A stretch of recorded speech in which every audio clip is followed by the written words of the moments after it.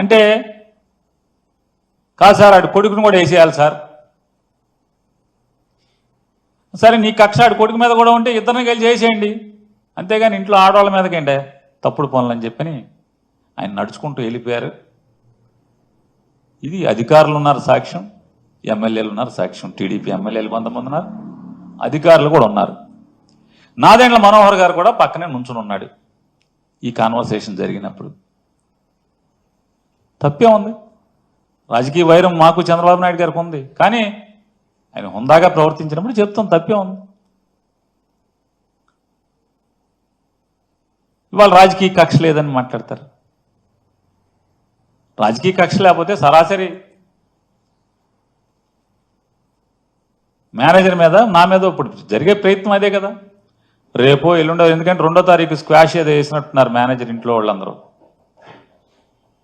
2వ తారీఖు ఏదో వాయిదా పడినట్టు ఉంది.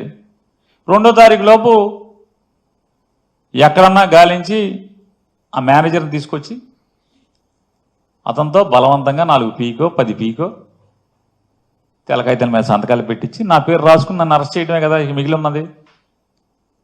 మనకు అర్థమవుతున్నది కదా, నన్ను నా కొడుకుని ఇద్దరిని అరెస్ట్ చేయడమే కదా ఇక మిగిలి ఉన్నది. కానీ ఇంట్లో ఆడవాళ్ళ జోలికి వెళ్తాం ఎంతవరకు అని అడుగుతున్నాను నేను అబద్ధం చెప్పాల్సినటువంటి పని లేదు. ఇది 100%, 100కి 100% జరిగింది.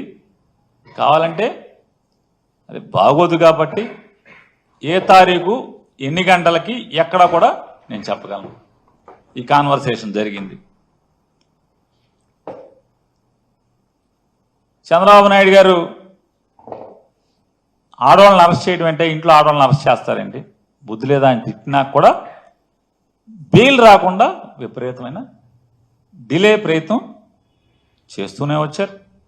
13వ తారీఖున బెయిల్ పిటిషన్ మూవ్ చేస్తే ఉద్దేశపూర్వకంగా పీపీల్ని మార్చి పీపీల్ని సెలవులు పెట్టించి 27వ తారీఖు వరకు, అది కూడా బలవంతంగా జడ్జి గారు నేను ఎట్టి పరిస్థితుల్లో వాయిదా ఇవ్వను, ఇవాళ చేసేస్తాను అని చెప్పిన తర్వాత 27వ తారీఖు చేయాల్సిన పరిస్థితి వచ్చింది. అలాగే 10వ తారీఖున ఎఫ్ఐఆర్ అయితే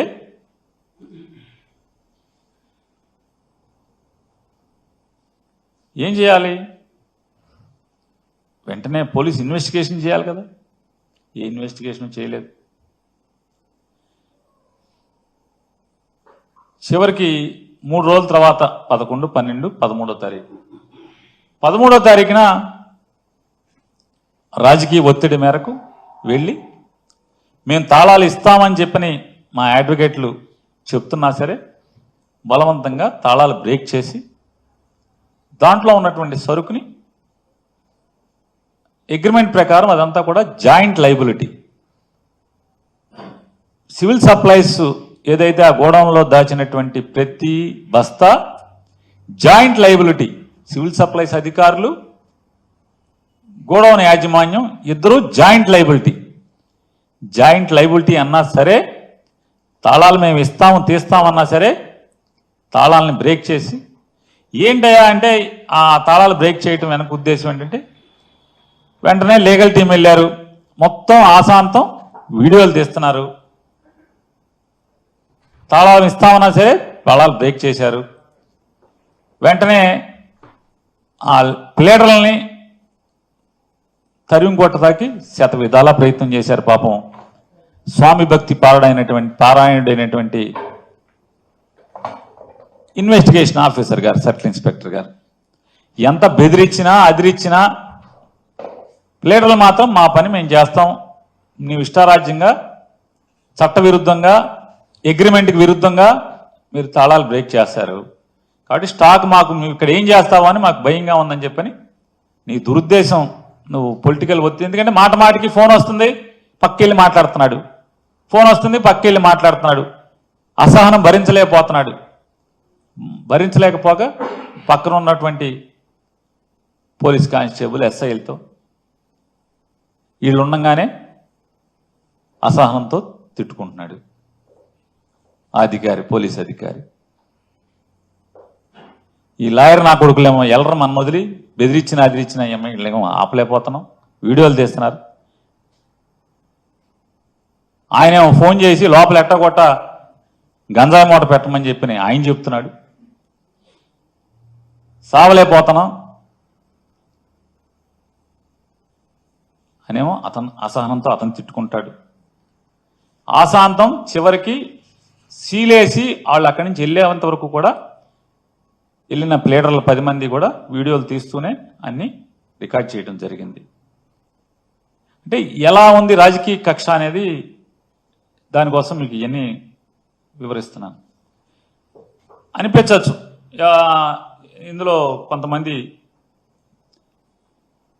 విశ్లేషకులు కూడా చర్చ రోజు ఇదే పని కదా మొత్తం అంతా రాష్ట్రం అంతా కూడా.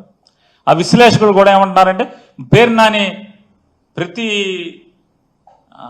సంక్లిష్టమైన దానికి లేదా ప్రతి పార్టీకి ఎదురు దెబ్బ తగిలిన దానికి వచ్చి మాట్లాడతాడు కదా, ఇందులో ఎందుకు మాట్లాడడం అని. ఖచ్చితంగా నేను మాట్లాడదామనే 15వ తారీఖున బందర్లో 15, 16, 17 3 రోజుల నుండి మాట్లాడతాకి మీడియాని ఏర్పాటు చేసుకుని ప్రపంచానికి ఏం జరిగింది, నా తప్పు లేదని చెప్పే ప్రయత్నం చేస్తే నా భార్యకి బెయిల్ ఆర్గ్యూ చేస్తున్నటువంటి కేసు టేకప్ చేసినటువంటి అడ్వకేట్లు నా దగ్గరికి వచ్చి కోర్టులో బెయిల్ ఆర్గ్యుమెంట్స్ ఇంకా అవ్వకుండా నువ్వు మాట్లాడితే రేపొద్దున కోర్టుని బెంచ్ని ఇన్ఫ్లుయెన్స్ చేస్తానికి మాట్లాడుతున్నాడు ఇదంతా కూడా అని చెప్పని వాళ్ళు వాదించడానికి అవకాశం ఉంటుంది. నువ్వు మాట్లాడద్దు బెయిల్ ఆర్గ్యుమెంట్స్ అయ్యే వరకు అని చెప్పని నాతో గట్టిగా వాదన చేశారు. నేను కూడా అది చెప్పాను. ఇప్పటికే రాజకీయంగా కక్ష సాధింపుతో శీలాన్ని హననం చేసే కార్యక్రమం పెద్ద ఎత్తున జరుగుతుంది, నేను మాట్లాడాల్సిందే అని చెప్పని అంటే మీరు ఒకటే వాళ్ళు నిర్ణయించుకోవాల్సింది ఉంది. మీ భార్యకి బెయిల్ ముఖ్యమా, నీ రాజకీయ శీలం కాపాడుకోవడం ముఖ్యమా అనేది నువ్వు డిసైడ్ చేసుకోమని చెప్పని ప్లేడర్లు గట్టిగా నాతో చెప్పిన దాని మీద 30 ఏళ్లుగా నన్ను నమ్ముకుని నా ఇంటికి అడుగుపెట్టినటువంటి నా ఇంటి ఇల్లాలకి ఆవిడ ఏ రోజు రాజకీయాల్లోకి తొంగి కూడా చూడనటువంటి దేవుడు పూజలు తప్పితే మరొక వ్యాపకం కూడా లేనటువంటి ఆవిడ మీద నన్ను చేసుకున్న పాపానికి ఎంత ఆవిడ వ్యక్తిత్వాన్ని నిజంగా అదృష్టం ఆవిడ ఆత్మహత్య చేసుకోకుండా మిగిలి ఉంటాం. ఎంత నీచంగా ఆవిడ క్యారెక్టర్ని అసాసిన్ చేస్తూ నేను ఇవాళ ప్రెస్ మీట్ పెట్టానంటే రాత్రికో పొద్దున్నే టీడీపీ జనసేన అఫీషియల్ వాళ్ళ తరపున వకాల్తా పుచ్చుకుని మాట్లాడే యూట్యూబర్స్ ఎంత అసభ్య పదజాలంతో ఎంత అసహ్యంగా ఆవిడ గురించి పోస్టులు పెట్టేవాళ్ళు అంటే రాజకీయాల్లోకి వచ్చాక ఇంత అసహ్యంగా దిగజారిన పరిస్థితులు. అంటే వైఎస్ఆర్ కాంగ్రెస్ పార్టీ నుంచి ఈడు గట్టిగా మాట్లాడుతున్నాడు కాబట్టి ఈయన్ని కొంగదీయాలంటే ఇంట్లో వాళ్ళని అటాక్ చేస్తే ఇటు మాంతాడనేది ఎత్తుగడగా ఇంత నీచంగా ఉన్న పరిస్థితుల్లో అంటే ఆవిడకి ఏమి ఇచ్చాను అంటే మా గురించి కుటుంబం గురించి నా భార్య గురించి తెలవనోడు ఏం మాట్లాడుకుంటాడు, ఏమని మాట్లాడుకుంటారు? నిజమే యూట్యూబ్లో వస్తే అంతే కదా, నిజమేమోనే కదా. చివరికి నన్ను చేసుకున్న పాపానికి చివరికి ఆ కళంకం, ఆ నిందలు, ఆ బురద కూడా ఈ దిక్కుమాలిన రాజకీయాల్లో నేను తిరగటం వల్ల ఆ రకంగా చేసి ఇవాళ నా మీద కక్ష సాధింపుతో అంటే నా మీద కక్ష సాధింపు ఎందుకని నేను అంటున్నానంటే సివిల్ సప్లైస్ డిపార్ట్మెంట్లో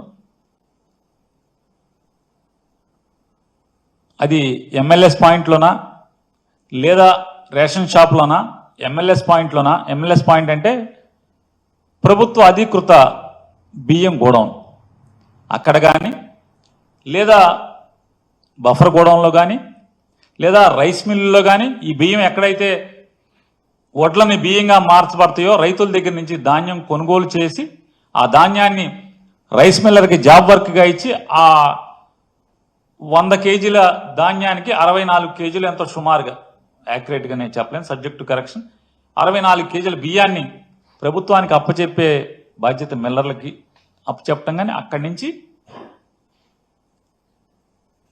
ఫెయిర్ ప్రైస్ షాప్ దాకా జరిగేటువంటి లేదా షార్టేజ్లు కానీ ఎక్కడన్నా కానీ ఫిల్ఫ్రేజెస్ కానీ లోపాల్లో కానీ డబ్బు కడతాను అంటే డబ్బు కడతానికి ముందుకొచ్చినా కూడా డబ్బు కట్టించుకుని క్రిమినల్ కేసు కూడా కట్టిన ఈ రాష్ట్రంలో ఒక్క సంఘటన ఉంటే చెప్పమని నేను అడుగుతున్నాను. ఒక్క సంఘటన ఉంటే చెప్పమని అడుగుతున్నాను.